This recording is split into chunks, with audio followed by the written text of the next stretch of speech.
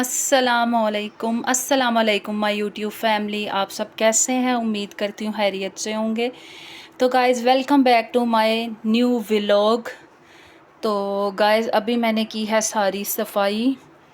ये dressing table जो कि बहुत मैस हुई थी, इसको मैंने साफ़ करके और चीज़ें जो हैं वो जोड़ दी हैं और यहाँ से ये टेबल को साफ़ कर दिया है। और ये तार जो है ये हम लोगों ने चार्जिंग वाली चार्जर लगा के रखी हुई है, तो ये भी अभी मैं इकट्ठी करके रखती हूँ। इस जगह पे मोहम्मद अहमद बिस्तर बिछा के सोता है, जो भी मैंने तय लगा के यहाँ रख दिया है। और ये हैं वो सारे कपड़े जो धुले हुए हैं और इनको गाइस मैंने करना है तय लगाना है, तय लगा के अलमारियों में रखूँगी। और ये इस टेबल को भी कर दिया है साफ़। और बहुत अरसे बाद मैंने इस अलमारी को भी साफ़ किया है। तो गाइस ये देखें, दरवाज़े बंद रहने के बावजूद इतनी मिट्टी थी जिसकी कोई हद नहीं। और मैंने पंखा भी साफ़ किया है। इधर तो खैर आपको नज़र नहीं आएगा, दूसरे रूम का पंखा आपको दिखाती हूँ। तो ये देखिए गाइस, मैंने पंखा सारा साफ़ किया है और ज़मीन से झाड़ू लगा दिया है। इसके बाद अब थोड़ा सा काम बच्चों के लिए मैंने रखा है, वो बच्चे करेंगे। सोफ़ों के ऊपर से सारा खलारा जो है वो बच्चे उठाएंगे। मैंने जितना काम करना था और जितना मेरे से काम होता है वो मैंने गाइस कर लिया है। कुछ गर्मी बहुत ज़्यादा है जिस वजह से इंसान जो है वो बस लेज़ी सा बैठा ही रहता है। तो अभी मैं कपड़ों को तय लगा के फिर अलमारी में रखती हूँ। और उसके बाद जो है ये मैंने अपनी नेल पॉलिश भी उतारनी है, क्योंकि नमाज़ पढ़नी होती है। तो ये मैंने वैसे ही लगाई थी, तो इसको भी रिमूव करेंगे अभी। तो कपड़ों को तय लगा के रखते हैं, ये भी बहुत बड़ा टास्क है। लेकिन अल्हम्दुलिल्लाह आज अल्लाह का शुक्र अदा करते हैं कि आज हवा चल रही है। तो उस डोल में पड़ी हुई है स्कंजवी, जो कि मुझे अभी अपना बीपी तो मेरा हाई ही होता है, लो तो नहीं होता। लेकिन अभी गाइस मेरे साथ यहाँ ये देखें गाइस, यहाँ झाड़ू का तिनका चला गया। मैं गाइस क्लीन के ऊपर जो है वो झाड़ू मारने लगी थी, तो झाड़ू को मैं सही कर रही थी। सही करते करते यकीन माने ये इतना बुरा इसके अंदर चला गया तिनका कि मैं आपको बता नहीं सकती। ये निशान तो अभी बहुत कम है। ये मैंने सुई के साथ कट लगा के इसके अंदर से जो मैंने तिनका निकाला है, यकीन माने इतना बुरा फंसा हुआ था कि मुझे निकालने में भी अच्छी खासी मेहनत लगानी पड़ी। मतलब वो खींच भी नहीं रहा था, हालांकि उसका थोड़ा सा सिरा बाहर था, लेकिन उसको खींचने में भी मुझे अच्छी खासी तकलीफ़ हुई। तो 1 मिनट में बैठे बिठाए जो है इंसान को तकलीफ़ आ जाती है। लेकिन अल्लाह ताला का शुक्र है कि अल्लाह ताला ने कोई बड़ी तकलीफ़ नहीं दी, ये तो छोटी सी तकलीफ़ थी। अल्लाह ताला हर किसी को बड़ी छोटी तकलीफ़ों से दूर रखे, बीमारी से दूर रखे। अल्लाह पाक अपनी हिफाजत में रखे, आमीन सुम्मा आमीन। और गाइस अभी मैंने नमाज़ पढ़ ली है असर की, और अल्हम्दुलिल्लाह नमाज़ पढ़ तो ली है मैंने नेल पॉलिश के साथ। लेकिन अभी नेल पॉलिश भी उतार लेते हैं, छोड़ने से बेहतर था मैं नमाज़ पढ़ ही लेती। तो अभी कपड़े तय करके रखती हूँ। बाहर की अभी थोड़ी सी सफाई रहती है, लेकिन वो मैं अभी नहीं करूँगी क्योंकि मगरिब भी तकरीबन होने वाली है। मगरिब का टाइम होने वाला है, 6 बज गए हैं और 7:10 पे आई थिंक अज़ानें होना शुरू हो जाती हैं। लेकिन अल्लाह ताला का ये शुक्र अदा करती हूँ कि बाहर बड़ी अच्छी हवा चल रही है। मैंने थोड़े से अपने कपड़े धोए थे, कुछ मशीन में डाले थे और कुछ हाथ से धोए हैं। हाथ से तो मैंने अपने धोए हैं, मशीन में नीचे कुछ बेडशीटें थी मेरी सास की और मेरे ससुर के कपड़े थे और हस्बैंड के भी थे। लेकिन वो सुबह सुबह मैं जिम जाने से पहले मशीन में लगा गई थी। जब वापस आई तो मैंने निकाल के उनको धूप में डाल दिया था, अल्हम्दुलिल्लाह। तो अभी मैं बच्चों का भी इंतज़ार कर रही हूँ क्योंकि दोपहर का खाना हम लोगों ने अभी नहीं खाया और मेरा दिल भी नहीं कर रहा खाना खाने को। पता नहीं अजीब सी कैफ़ियत हुई है, जिस्म में दर्द है। तो अभी मैं 2 पैनाडोल भी खाऊंगी और वैसे भी अभी गैस भी आ गई होगी, 6 बजे गैस भी आ जाती है। तो मैं चाय पीऊँगी, चाय पी के मुझे थोड़ा अच्छा फ़ील होता है। थोड़ा अच्छा फ़ील नहीं होता, बहुत ज़्यादा अच्छा फ़ील होता है चाय पी के। तो गाइस अपना ख्याल रखिएगा, दुआओं में याद रखिएगा। अल्लाह ताला सब पे अपना करम करे, सब पे अपना फ़ज़ल करे, आमीन सुम्मा आमीन। और अच्छे लोगों से मिलें, अच्छे लोगों की पहचान रखें और अच्छे लोगों से ही आपका पाला पड़े, आमीन सुम्मा आमीन। मेरी ये दुआ है। तो गाइस यहाँ पे मैं बैठ गई हूँ इस कपड़े के ढेर के पास। अभी मैं तय लगा के अभी अपने अलग कर दूँगी, बच्चों के अलग कर दूँगी और हस्बैंड के अलग कर दूँगी। फिर जब बच्चे आएंगे बच्चों से थोड़ी सी हेल्प मांगूँगी कि ये आप मेरी अलमारी में रख दो, अपने अपनी अलमारी में रख दो और पापा की अलमारी में। तो गाइस एक अकेला इंसान कभी कभी थक जाता है सारे काम करके, लेकिन देखा जाए तो हमारे अपनी माँ ने भी ये काम सारे किए होंगे, उनकी भी हेल्प के लिए कोई नहीं होता होगा। लेकिन मैं ये सोचती हूँ कि हम लोग, मेरी 2 बड़ी बहनें मेरे से 2 बड़ी बहनें हैं, तो शायद वो थोड़ी बहुत हेल्प करती होंगी अम्मी की। अदरवाइज़ मैं तो बहुत छोटी थी जब अम्मी फ़ौत हो गई, लेकिन जो दोनों बड़ी बहनें हैं वो आई थिंक समझदार थी जब अम्मी की डेथ हुई, तो वो मेरे ख्याल से अम्मी की हेल्प करती होंगी। तो यहाँ पे अभी मैं अकेली जो हूँ, अभी कपड़े सारे तय लगा के रखूँगी और उसके बाद अगर बच्चों का मूड हुआ तो बच्चे अलमारी में रख देंगे, नहीं तो मैं ख़ुद ही रखूँगी। अल्लाह ताला सबको हिम्मत और ताकत दे और अपने काम हम खुद ही कर लें। अभी बच्चों की शलवारों में मैंने लास्टिक भी डालना था। तो गाइस हेयर फॉल इतना ज़्यादा है कि हर जगह मेरे बाल ही बाल गिरे हुए हैं क्लीन पे। इतना हेयर फॉल है कि मैं आपको बता नहीं सकती कि मेरी अच्छी खासी चुटिया बनती थी और शायद हेयर फॉल था या नज़र बद थी। मेरे बाल इतने टूटते हैं और इतने उतरते हैं कि मैं आपको बता नहीं सकती।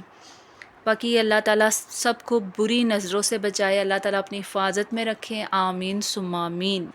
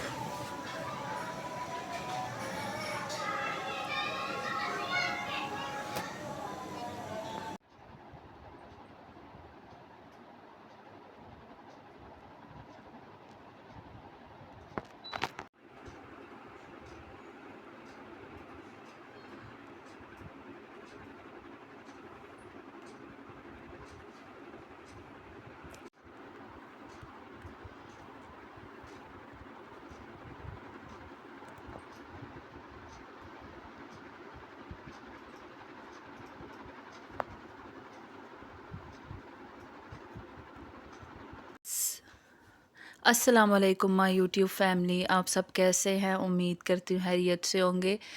तो गाइस आज का सारा दिन जो है वो मैं कोई वीडियो शूट नहीं कर सकी।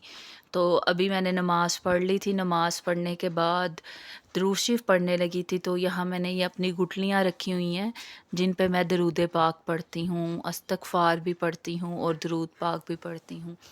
अल्लाह ताला से दुआ है कि अल्लाह ताला हमारे सगीरा कबीरा गुनाहों को माफ़ कर दे और जो गुनाह करके हम अल्लाह ताला से माफ़ी मांगते हैं और अल्लाह ताला से ये भी माफ़ी मांगनी चाहिए और ये भी दुआ करनी चाहिए कि अल्लाह ताला जिन गुनाहों की हमने माफ़ी मांगी है वो दोबारा गुनाह हम लोग कभी ना करें।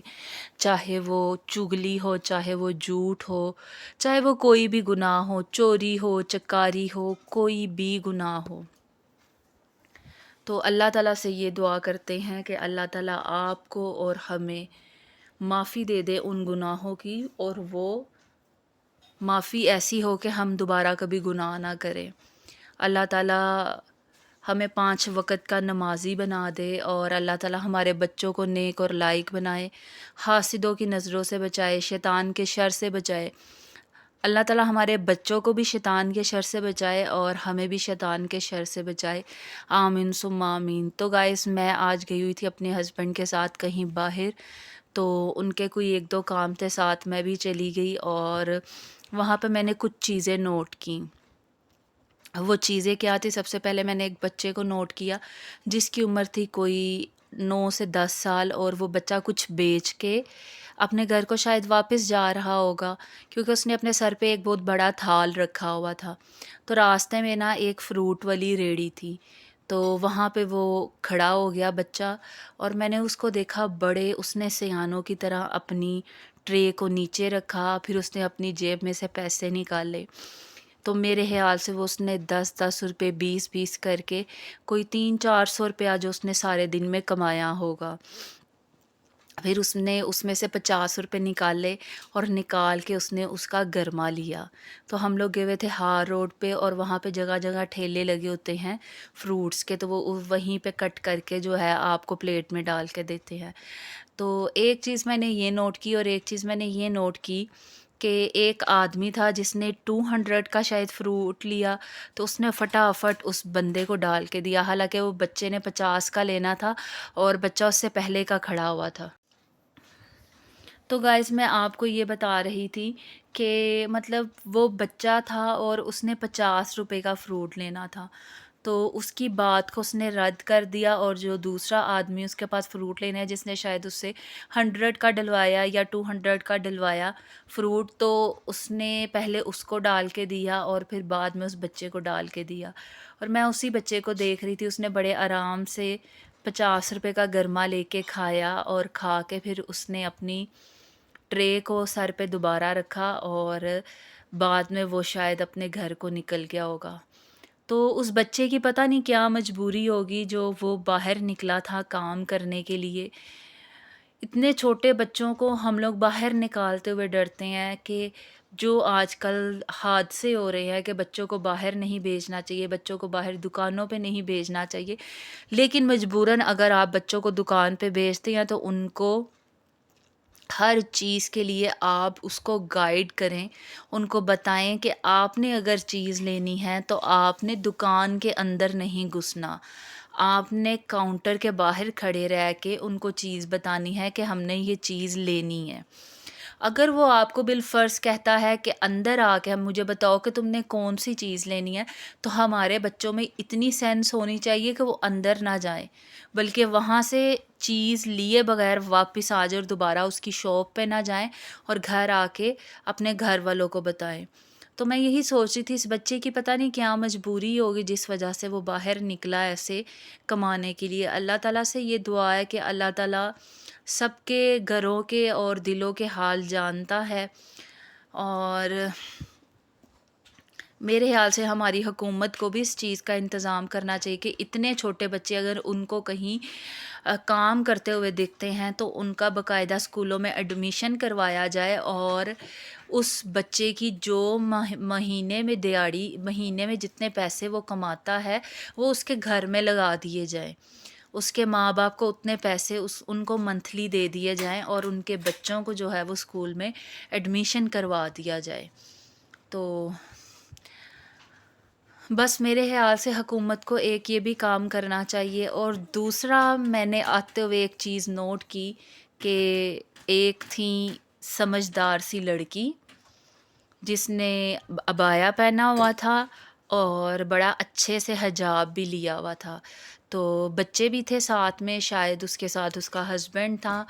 तो वो बड़ा चिल्ला रही थी, स्कूटी पे वो लोग थे, तो बहुत ज़्यादा चिल्ला रहे थे।